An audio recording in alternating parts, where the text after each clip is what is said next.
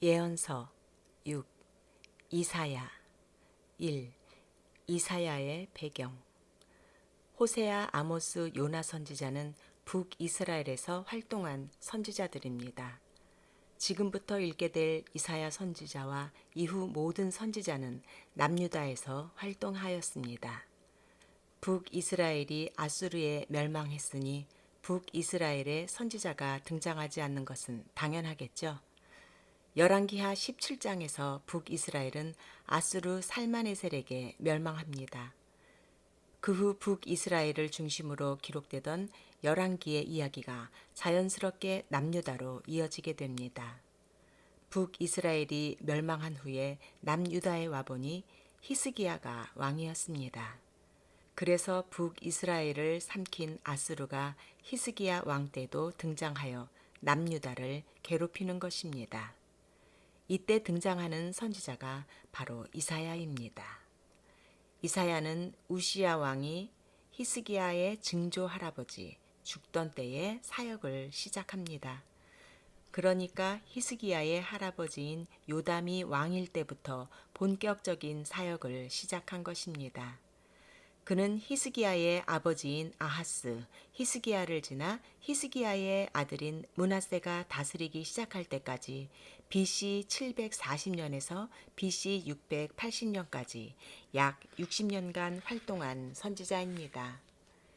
이사야는 예수님께서 가장 많이 인용하신 예언서입니다. 이사야에 나타난 예언의 범위는 남유다의 멸망과 이사야 당대로부터 약 120년 후 신흥 바벨론의 멸망뿐만 아니라 요한계시록의 내용 이사야 64장부터 66장까지입니다. 이사야도 심판하시나 돌이키면 구원하신다라는 관점으로 읽으면 쉽습니다.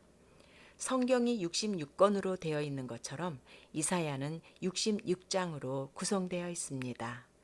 그리고 구약 39권과 신약 27권을 요약해 놓은 것처럼 이사야의 구성은 다음과 같습니다. 이사야 1장부터 39장, 이스라엘의 자손들과 그 주변 국가들의 심판을 말씀하십니다. 구약적인 심판의 내용. 이사야 40장부터 66장, 회복과 구원, 신약적인 회복의 내용을 말씀하고 있습니다. 2. 이사야의 내용. 우시야로부터 시작하여 히스기야 시대에 하나님께서 이사야를 통해서 주신 계시의 말씀입니다. 남유다 백성들은 하나님을 거역하는 죄로 인하여 부패하였습니다. 그들의 죄는 창기처럼 세상과 섞임으로 하나님의 공의를 무너뜨리는 것이었습니다. 그래서 그들은 징계를 받게 되고 수치를 당하게 될 것입니다. 하나님께서 그들을 판단하시는 여호와의 날에는 예루살렘과 유다가 멸망할 것입니다. 왜냐하면 그들의 언어와 행위가 여호와 하나님을 거역하였기 때문입니다. 그러나 하나님께서 그들을 청결케 하실 것입니다. 하나님께서는 예루살렘과 유다 주민을 극상품 포도나무로서 하나님의 포도원에 심었는데 그들은 들포도 열매를 맺었습니다. 즉 하나님께서는 저들을 아끼고 가꾸시며 정의와 공의의 열매를 맺길 바라셨지만 그들은 포악의 열매를 맺은 것입니다. 이것 때문에 심판의 불꽃이 그 뿌리와 꽃을 날려버릴 것입니다. 이때 하나님께서는 이사야를 부르십니다. 이사야가 환상 중에 보좌에 앉으신 주님을 봅니다.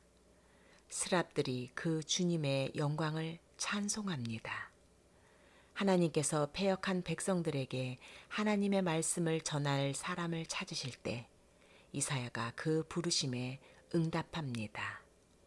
당시의 왕은 아하스였는데 그의 행위는 하나님을 의지하지 않는 유다 사람들의 불신앙을 대표적으로 보여줍니다. 아람의 군대와 북이스라엘이 연합군을 이루어 남유다를 침공했을 때 하나님께서는 이사야를 통하여 다음과 같이 말씀하셨습니다. 두려워하지 말며 낙심하지 말라. 이사야 7장 4절. 그리고 하나님께서는 아하스에게 하나님께 기도하라고 알려주셨지만 아하스는 다음과 같이 말하며 그의 불신앙을 드러냈습니다. 나는 구하지 아니하겠나이다. 나는 여호와를 시험하지 아니하겠나이다. 이사야 7장 12절. 그의 말은 믿음의 말이 아니라 하나님보다 아수르를 의지하겠다는 의미입니다. 그런데도 하나님께서는 이새의 줄기에서 나온 한 싹을 통하여 저들을 구원하실 것을 약속하시고 은혜를 베푸시는 하나님께 감사의 찬송을 드릴 것을 말씀하고 있습니다. 하나님의 백성들이 하나님을 의지하지 않는 모습을 아하스를 통하여 볼 수 있습니다. 그러나 사실 하나님은 온 열방까지 심판할 수 있는 온 세상의 주인이십니다. 그 사실을 유다 주변의 열강들에 대한 심판의 메시지인 이사야 13장부터 23장을 통하여 보여주십니다. 바벨론 심판, 이사야 13장, 아수르 및 블레셋 심판, 이사야 14장, 모압 심판, 이사야 15장부터 16장, 다메섹 심판, 이사야 17장, 구스 심판, 이사야 18장, 애굽 심판, 이사야 19장, 바벨론, 두마, 아라비아 심판, 이사야 21장, 두로와 시돈 심판, 이사야 23장을 예언하십니다. 그날은 교만한 자들에게는 심판의 날이지만 이사야 24장, 믿는 자들에게는 구원과 찬송의 날입니다. 이사야 25장. 하나님 나라를 받아들인 하나님 나라 백성들이 세상을 이기게 하시고 그들에게 승리를 주십니다. 이사야 26장. 심판을 말씀하시면서도 저들이 돌이키면 긍휼과 자비를 베푸셔서 장차 한 왕이 공의로 그들을 통치할 것과 하나님께서 자신의 이름을 두신 시온을 위하여 속량의 은혜를 베푸시겠다고 말씀하십니다. 이사야 28장부터 35장. 구약적인 심판의 메시지에서 신약적인 구원의 메시지로 넘어가는 부분에 히스기야 이야기가 삽입되어 있습니다. 히스기야의 모습을 통하여 다음과 같은 사실을 보여주십니다. 어떤 사람이 하나님 나라의 국민이 될 수 있는가? 누가 하나님의 구원을 얻을 수 있는가? 히스기야는 아수르에게 시달리지만 하나님을 의지했습니다.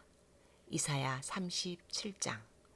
또한 병에 걸려 죽게 되었을 때 그는 하나님을 의지하였습니다.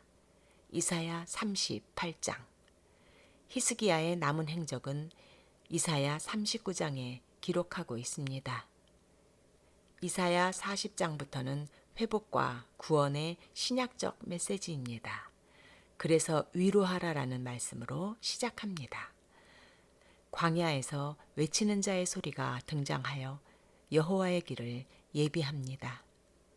마치 세례 요한의 등장을 보는 듯합니다. 그가 전하는 메시지는 다음과 같습니다. 너희는 하나님을 보라. 그분이 강한 자로 임하셔서 다스리시며 목자가 되셔서 양떼를 먹이고 품으실 것이다. 이사야 40장. 왜냐하면 하나님께서는 저들을 택하셨고 버리지 않으실 것이기 때문입니다. 이사야 41장. 광야에서 외치는 소리가 전한 것처럼 그분이 오십니다. 하나님께서 택하셔서 붙드시는 종 메시아는 이방의 정의를 베푸시고 백성들에게 호흡을 주시며 회복시켜 주실 것입니다. 이사야 42장. 그 메시아를 통하여 우리를 구원하실 것입니다. 이사야 43장. 그분 외에는 다른 구원자는 없습니다.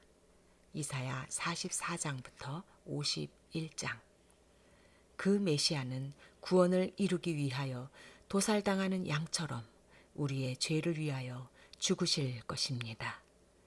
이사야 53장. 그렇기 때문에 모든 사람은 물과 피를 다 쏟으신 메시아 앞에 나와서 생명을 얻어야 합니다. 이사야 55장. 하나님의 이러한 자기 희생은 죄인들을 구원하시는 하나님의 공의입니다. 이사야 56장. 메시아의 십자가 사역 이후에 그 복음이 사도들을 통하여 이방에 전파되는 사도행전의 역사가 60장부터 이어집니다. 복음의 빛은 이방으로 흘러가게 됩니다. 하나님의 나라는 생명이 있기에 겨자씨처럼 작더라도 점점 왕성해질 것입니다. 즉, 작은 자가 천을 이루고 약한 자가 강국을 이룰 것입니다. 이사야 60장. 복음을 통하여 구원과 회복의 역사가 일어납니다. 우리가 감당해야 할 사명의 직분은 하나님과 사람 사이에 선 제사장입니다. 이사야 61장부터 62장. 그렇게 사명을 감당하다 보면 주님께서 재림하십니다.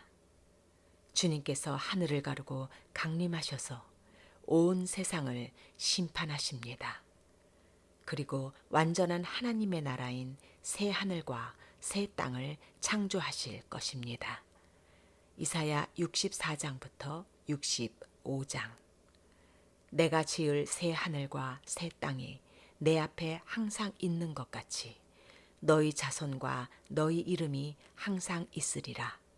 여호와의 말이니라. 이사야 66장 22절.